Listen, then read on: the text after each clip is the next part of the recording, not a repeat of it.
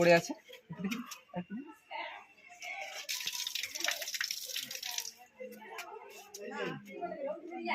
পুরো শরীরটা ভিজে গেছে।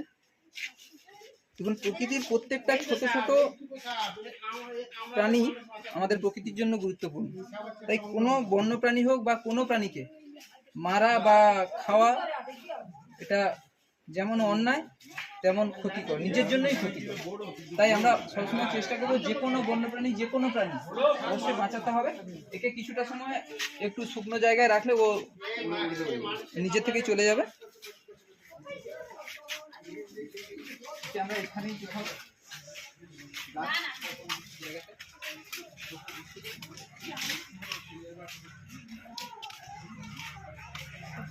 আমার এলাকায় আমি প্রথম